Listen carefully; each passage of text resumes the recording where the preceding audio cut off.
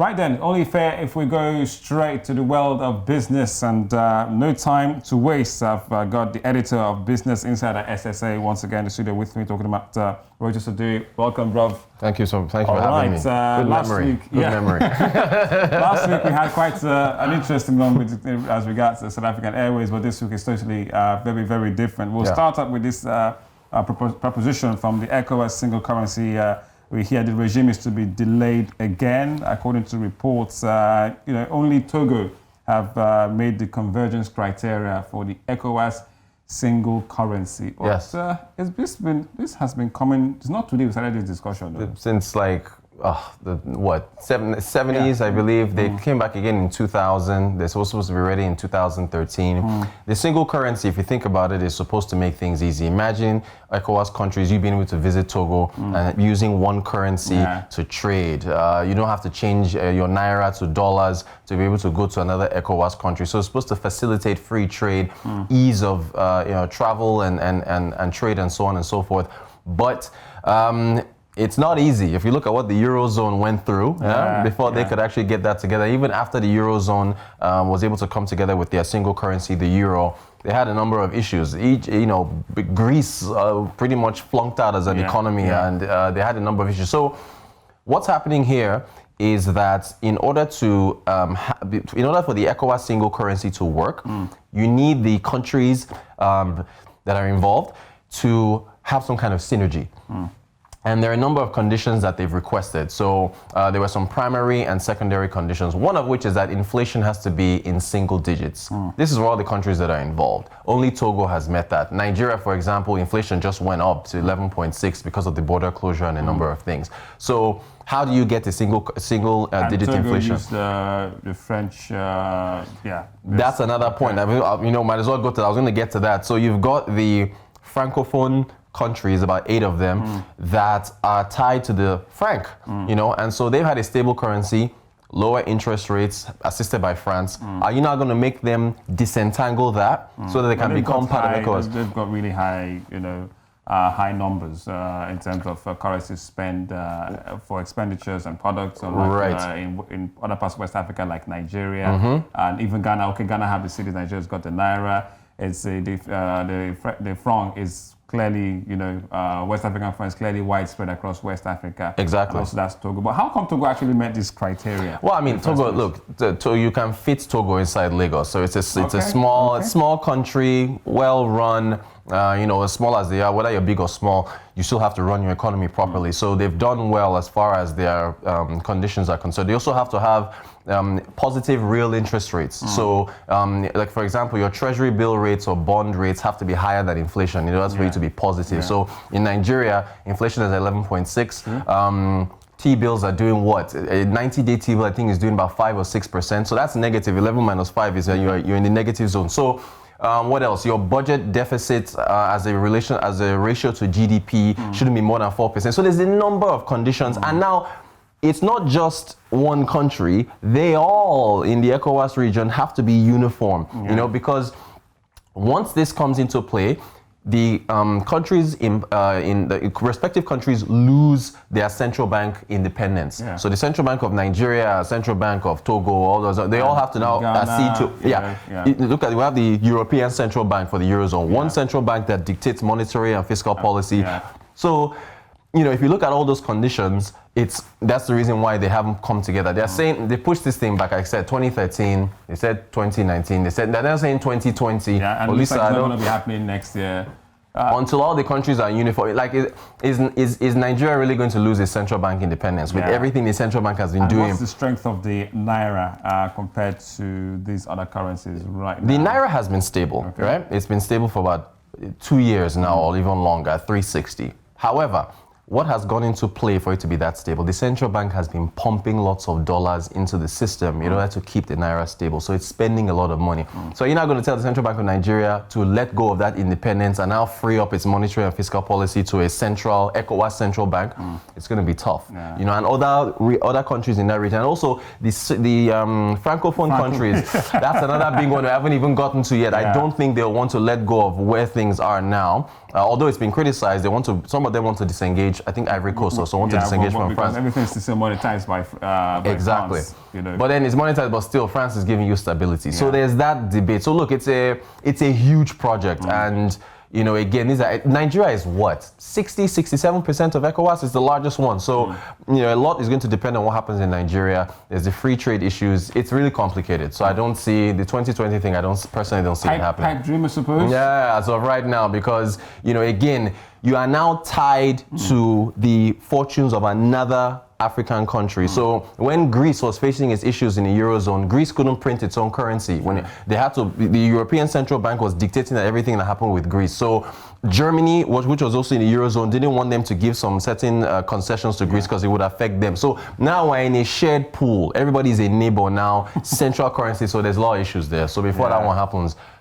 the conditions have to be set. Might take a cue from the Brits, right? And keep the pound. Yeah, exactly. Keep the naira. All right, exactly. Still we're looking more on the business stories that we're following. African governments, you know, really quick on the tax approach, really putting up oil investors as we recently, because the government's appetite for quick tax revenues from oil production is, as we say, really not looking good for the investors who want to come in. You know, it's a bit of a spread. Yep. The tax we're talking about here, they are required. They are statutory, if not mandatory. They are. But you see, the thing is that African governments are changing the rules, I mean, we've had certain taxes that have been in place. If you're an oil producing nation, if a company wants to come in and explore, they're going to have to pay royalties and stuff. Look at Nigeria. November 4th, Nigeria made an amendment to its 1993 Deep Offshore and Inland Basin Act, which was supposed to add some more revenue streams for Nigeria to earn money from oil companies that are going to explore. So what they did is for example, if you're exploring for deep offshore exploration, for any depth that is more than 200 meters, there's like a 10% royalty they put on there. Then they put another 7.5% royalty on, I think, swamplands and inland regions. So essentially, Nigeria's like, look, if we've amended this act from 1993, if you want to explore oil, there's going to be more money that has to be paid in taxes. That's Nigeria. Uganda had a deal where Total wanted to buy in to oil fields that were owned by a company called Tullow Oil Incorporated or so. Chinese? This is actually, there's a Chinese company that wanted to buy in addition to Total, which is French. But Tullow was a company that discovered, I can't remember if Tullow is Chinese or not, but Tullow has been in Uganda. They discovered oil there in like 2006. They've been wanting to create a pipeline that was going to go from Uganda to Tanzania and export.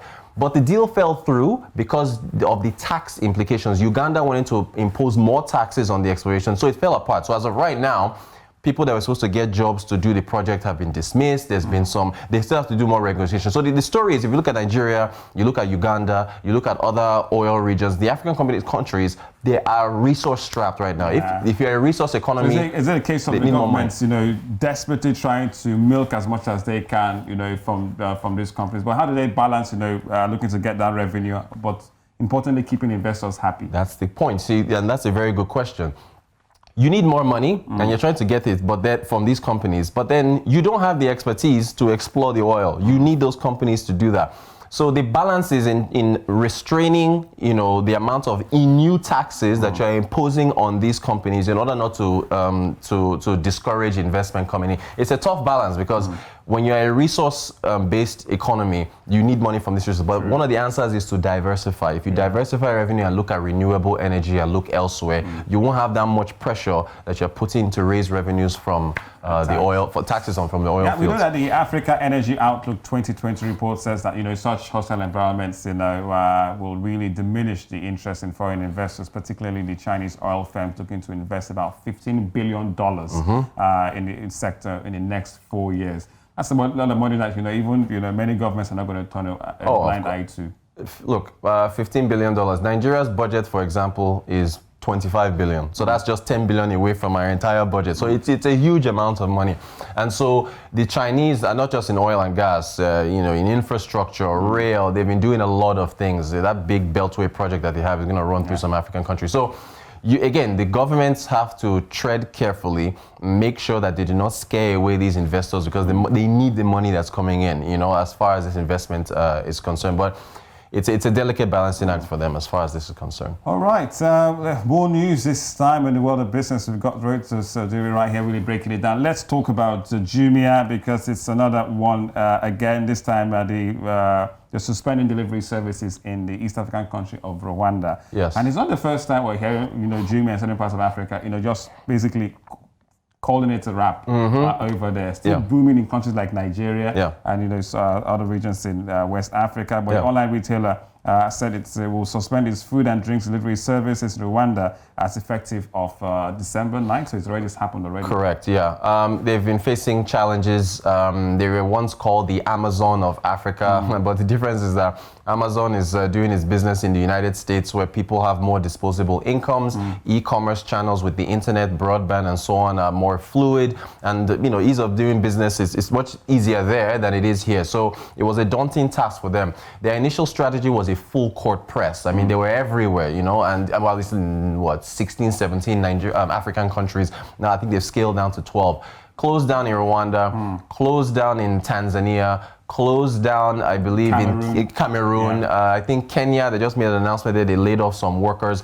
So what it is that, what they've said is that, look, we've had to go to this, the drawing board and re-strategize, because some of these ventures are not as profitable as we thought that they were. So that's why you see them scaling back. How so strong in this part of Africa? Well, for one, you look at who are the people who are making these purchases. So if you look at Jumia's activities in Nigeria, you'll probably see that the majority of it comes from Lagos and I believe Abuja. So really, it's like and then maybe Port Harcourt, all these other states. So it's where like it's enough to really scale the markets. Yeah, I mean, you still need for internet penetration to spread around the country. You need for people have to be the big boys like you now. They have to be able to order these things online. A company I think listed publicly in the New York stock not Olisa. So long ago. So on the front page, you're looking good. See that thing. In fact, I'm glad you mentioned that. When the stock was when the IPO initial public offering happened in New York. At around in May, the stock got to $46. As of Friday, Olisa, that stock is trading at $5. So there have been some issues. Jumia has been facing the heat, not only in New York. So this is the reason why, in order to keep shareholders, at least the shareholders they have there, they have to now re-strategize and scale back on e-commerce activities in Africa. So it's still tough with, people return goods or even they'll place an order for a good and not pay for it when it arrives. The company then has to eat that cost of having to deliver something to you. The roads are tough. The dispatch people that make deliveries sometimes are stopped by touts and police. It's not easy doing e-commerce here. So, and just in other cases, just not enough people are ordering the items that they're selling. So it's a long-term strategy. E-commerce in Africa will actually improve over time. Internet penetration, more people making money. But for now, they're still in Africa. Jumia is still here, still doing its thing, but it's just, we might see more of these announcements down the line. We'll have to just see how things go. Not the best of times to be closing up in Rwanda, Christmas orders and all of that. But before we go, some of the stories that we're looking to track this week. Look, the loan deposit ratio in Nigeria, the IMF came out saying, hey, look, are you sure? So what happens is the central bank said that they were going to increase, they wanted to try and push banks in Nigeria to loan to more businesses and individuals. They increased their loan deposit ratio, I believe, in July to 60%. By October was the deadline. Then that came in October again, told banks that loan deposit ratio, so your loans to your deposits have to go up. You have to put out more loans as a percentage of your deposits. They increased it from 65% to 60 to 65% by December. And now there's a rumor going around that the CBN might increase it to 70%. So what the IMF came out and said, and a number of economists and analysts, is that if you keep forcing banks to increase loans to folks, you might actually push up your non-performing loans, right? Which is the loans might go bad because it's a struggling economy. We're still not quite there yet. Is this a sign of a burst coming with this one? And how far are we from it? So here's the thing. In the last 3 months, this third quarter, loans increased by about 1.1 trillion naira. It was big. So it looks good right now. But the thing is, when it's time to pay those loans back, is where that burst might happen. So you might see that, first quarter, second quarter of next year. But still, for now, things are fine. It's just a warning that, hey, look, Central Bank of Nigeria, please take it easy as you push these banks to force loans. Because look, Banks are in the business of loaning money. Yeah. If the and economy is banks, good, businesses, and quick, easy, fast loans, exactly. mobile services. Exactly. So it's something that we have to watch as far as. All right. Before we go, we know it's next time we'll see you to be Christmas week. Yes. So we'll be looking to know what the sales are going, the big stores, exactly. Retail. Black Friday is over, so we're into the Christmas rush of buying and selling. Exactly. Looking to see who is doing what and how on the market come Monday. So we'll catch you. Look into that one. Good. Thank you. You don't want to miss, next week Monday's one when he comes around. All right. Still Breakfast Central on News Central.